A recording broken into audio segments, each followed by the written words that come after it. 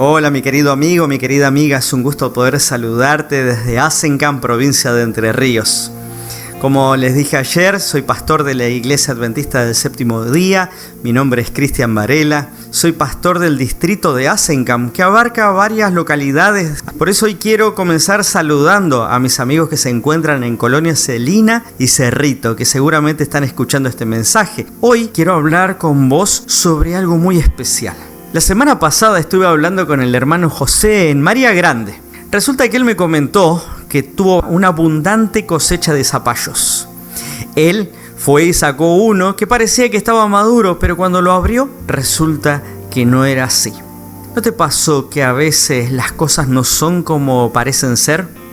Hoy estaba mirando un testimonio interesante en un programa llamado Gran Bretaña tiene talento. También he conocido en otros lugares del mundo, ¿no? Allí hubo una señora de 47 años, nacida en Escocia, llamada Susan, que tenía un sueño y era ser cantante profesional. Susan llegó a aquel lugar con una apariencia que no deslumbraba. Su cabello era grisáceo, fino y sin estilo. Y las personas que estaban ahí como jurado, más las otras personas que estaban escuchando y mirando, siendo parte de la audiencia del programa, no vieron en ella aptitudes y actitudes tal vez para ser una cantante profesional. Sin embargo, ella deslumbró a todos con su maravillosa voz. Te invito a que puedas buscarlo en YouTube, Susan Boyle. Allí podemos ver cuáles fueron las actitudes de las personas que lamentablemente la prejuzgaron. Por eso, hoy quiero invitarte a meditar en las apariencias, porque las apariencias engañan, principalmente cuando son asuntos espirituales. Hay personas que no exhiben su espiritualidad y que en realidad poseen una relación íntima con Dios. Por otro lado, hay personas que aparentan ser muy espirituales, pero que en realidad están vacías, son superficiales. Por eso recuerda, las apariencias pueden engañar. En la semana antes de la crucifixión, el Señor se encontró con una higuera que parecía fructífera, una higuera que realmente era muy linda por fuera, pero lamentablemente no daba frutos. A muchos lectores de la Biblia le parece extraño que el Señor haya maldecido a esta planta. Sin embargo, tenemos que tener en cuenta lo siguiente: esta higuera representaba algo más que una planta, y por eso es necesaria entenderla en su contexto. Y por eso quiero invitarte que podamos buscar en la Biblia Marcos en el capítulo 11, de lo que debemos tener en cuenta.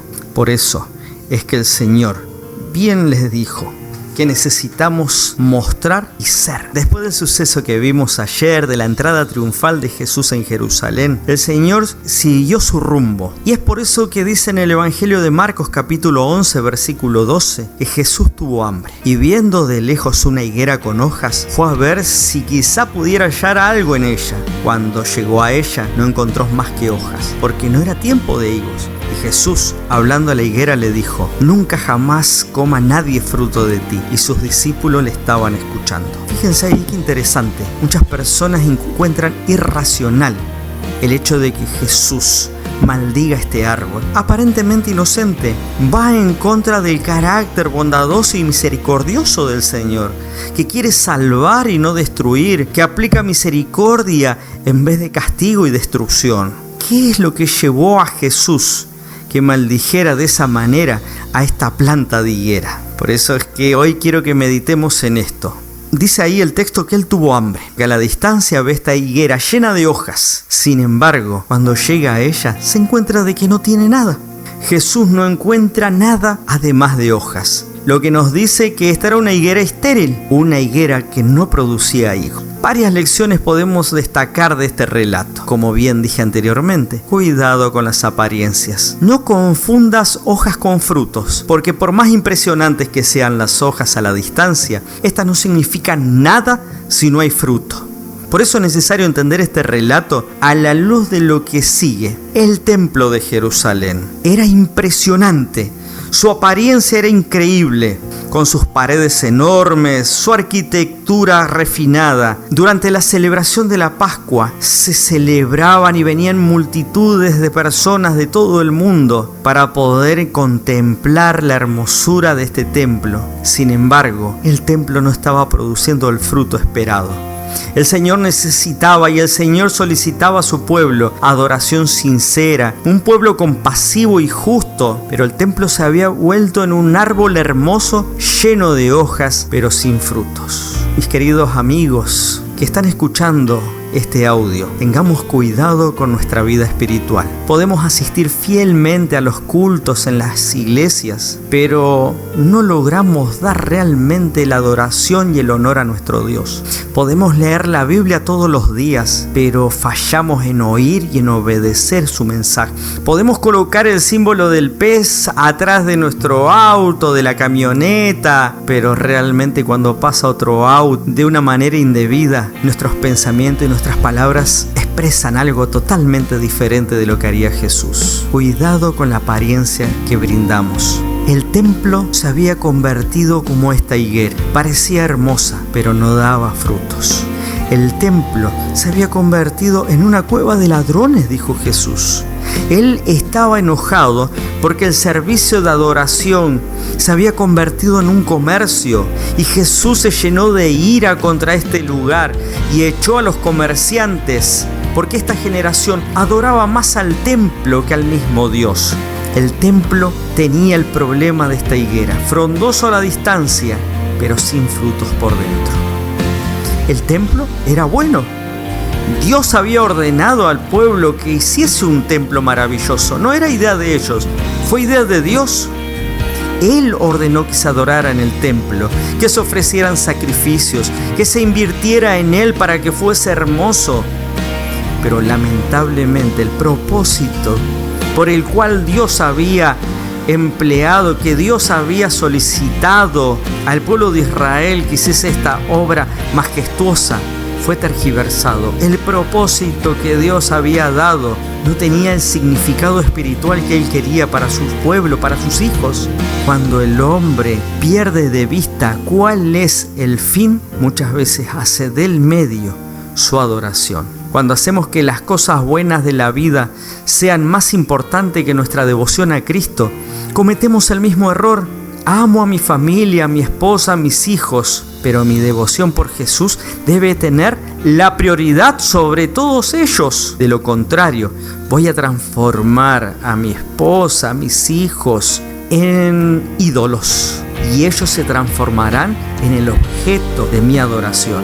Necesitamos tener presente que cualquier cosa que ocupa el lugar que le corresponde a Dios termina convirtiéndose en un ídolo. Y los ídolos lo único que hacen es dejar a Dios, dejar a Jesús en segundo plano. Y todo lo bueno termina convirtiéndose nada más que en apariencias. Por eso, mi querido amigo, mi querida amiga, hoy quiero invitarte que en tu corazón, en los frutos de tu vida, pueda manifestarse el carácter de Jesús. Hoy quiero invitarte que puedas tener la fe que mueve montañas. Es importante ir a la iglesia, es importante tener una religión, es importante leer la Biblia, es importante la oración, siempre y cuando te acerquen a Jesús, fuente de toda vida, fuente de vida eterna, para que puedas dar frutos, para que tu vida no solamente sea apariencia, sino que puedas dedicar una vida útil, productiva y espiritualmente fértil. Significa vivir con una vida de fe, confiando todo a Él. Mis queridos amigos, hoy el Señor quiere que produzca frutos. La única manera que tenemos para hacerlo es aferrados a Él.